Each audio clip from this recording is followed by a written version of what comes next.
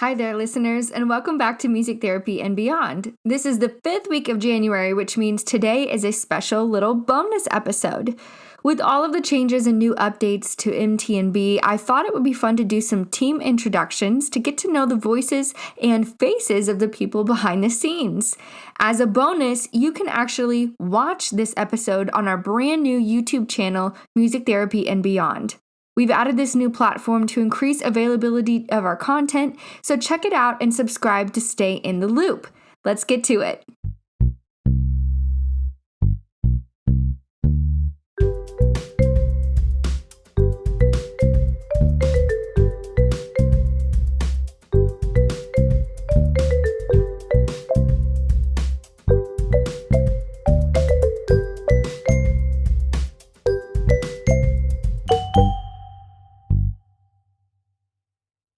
I've asked each of our team members to introduce themselves with a few questions, but I will let them speak for themselves. So let's start with Elizabeth.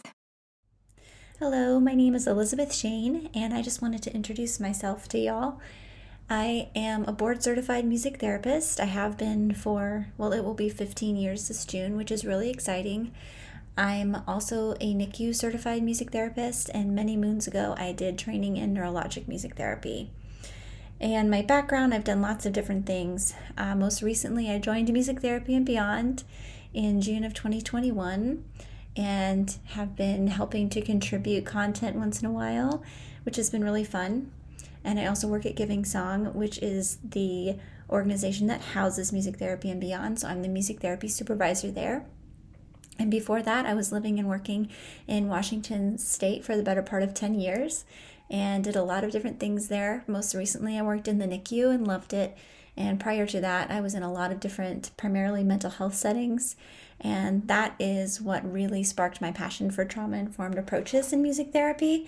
I really do believe that regardless of where you're working as a music therapist, you have a responsibility to be trauma-informed in what you're doing, and that the setting you're in and the population that you work with might change what trauma-informed really means for you, but there is a way for all of us to do that. Something that I really like to do for fun is jigsaw puzzles. I'm really, really good at jigsaw puzzles. I love a good 1,000 piece puzzle, and I love a good challenge. I love puzzles in general. And my kids will also tell you that I'm a little bit of a Lego master when it comes to finding those really obscure pieces that you need to complete a kit. I'm always the one that they call on to find those pieces. And something that I really enjoy using in session, an instrument that I love, is the Orff Metallophone. It's just so beautiful. It feels so nice to play. It looks so nice. It's a very accessible instrument, and I just really, really love it. So thank you for taking a minute to get to know me, and I'm excited to produce more content for you on Music Therapy and Beyond this year. Next up, we have Maggie. Hello, everybody. It's Maggie Ford, MTBC and MT, and I'm going to be sharing a little bit about myself with you all today. So Alyssa asked me to provide my clinical background, my clinical passion area, and personal note, as well as a favorite session instrument. So I'm going to start with my clinical background. So I did my internship at a hospital. So I have a little bit of experience working in medical music therapy, but most of my experience comes from working in community-based music therapy with children and adolescents. And as far as my clinical passion area, it's a hard decision to make because I really do enjoy working with all of my clients, but I think I would have to choose pediatric and adolescent psych. I find a lot of fulfillment in empowering and encouraging children and adolescents who struggle with their mental health, and doing all of this through music. The moments where I can see them start to open up and openly express themselves in a safe and productive way is one of the most rewarding feelings, in my opinion. And switching gears here a little bit, one personal note, or interesting thing about myself, I think it's interesting, maybe, is that I am the horse girl. And I say that with confidence. I'm a horse girl. I take horseback riding lessons every week, particularly show jumping, and I wouldn't trade it for the world. It's my me time, and it has been just so beneficial for my overall health. And as far as my favorite session instrument goes, I'll probably have to choose piano. This was my primary instrument in college, and I mean, I've been playing for 19 years at this point. So I definitely have a long-standing relationship with the piano, but it hasn't always been that way. I had a little bit of a falling out with the piano more recently.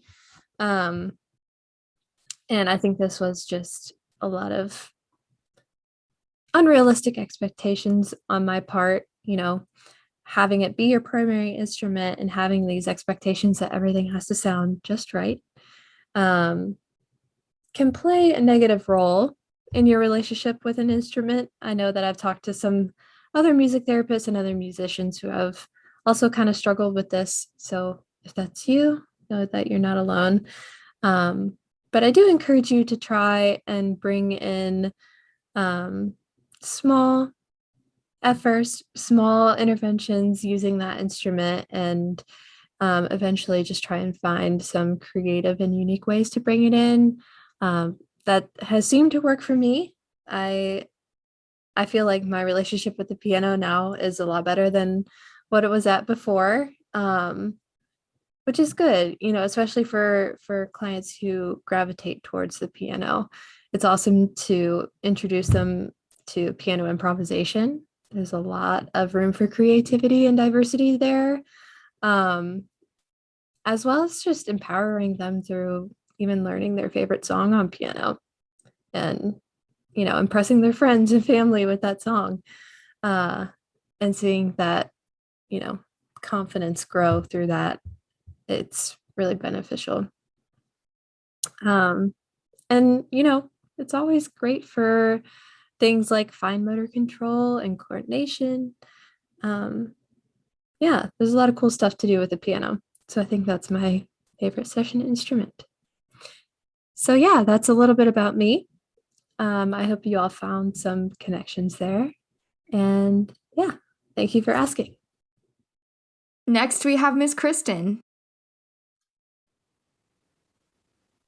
Hi, my name is Kristen Bedito. I'm a board-certified music therapist with my bachelor's from Drury University in music therapy and my master's in music therapy from Colorado State University. I've had the joy of continuing in my education with neurologic music therapy assisted childbirth, pre- and postnatal music therapy, as well as trauma-informed care.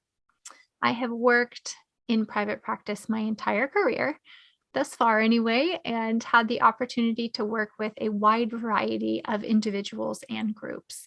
I've really had a hard time narrowing in on my specialty area, or the area I guess I like the best, because I really enjoy aspects of all of the populations that I've had the joy of working with. But I would say the one area that I really get jazzed about or very, very excited about is parents and young children, and specifically all the way from prenatal through that first 5 years of life. I just think that's a really magic time during life and where we can really make a lot of change in the world. And so I would say that's definitely an area that I'm really passionate about. My favorite instrument to use in the clinic, I'm most comfortable with guitar, but I would have to say that piano as a tool, it can just create pure magic in a session. So I would say, even though I'm less comfortable with it, piano is probably my favorite instrument within the clinic, that is. Aside from music, I am passionate about visual arts and graphics. I've always really just said that I like things that are pretty. I just like pretty things. And I always have. I love landscapes. I love buildings. I love interior design and looking, through magazines. And I'm totally a Pinterest junkie and love just looking at pretty things in the garden, outside or even inside the house. And that has really transitioned into a love of visual arts and graphics. I can completely lose track of time, hours and hours and probably days of time sitting and fiddling around on our website and working on brochures or other visual like images and art that I just kind of a little side thing that I have always loved doing. And I'm not a professional by a long shot at it, but I certainly enjoy it a lot and enjoy learning about it and practicing it because it does take a lot of practice. So just like music.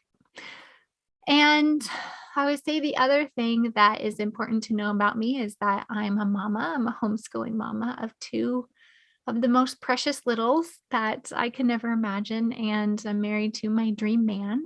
And our family, the things that we love to do are being outside. We love our walk and talks on the trail. That's pure magic to us. And that's just a little about me. And last is me, Alyssa. Hello, Music Therapy and Beyond listeners. My name is Alyssa Morris, and I am a voice that you hear quite often on the podcast, but now you get to see my face. My clinical background is I received my undergraduate degree from Drury University in Springfield, Missouri, and I completed my clinical internship at Tallahassee Memorial Hospital through Florida State University in Tallahassee, Florida. While I was there, I earned my NICU music therapy certification, and I've worked for the last 2 years at Giving Song, and in that time have also earned my neurologic music therapy credential. And I am currently seeking my master's degree from Alverno College, a master's degree in music therapy.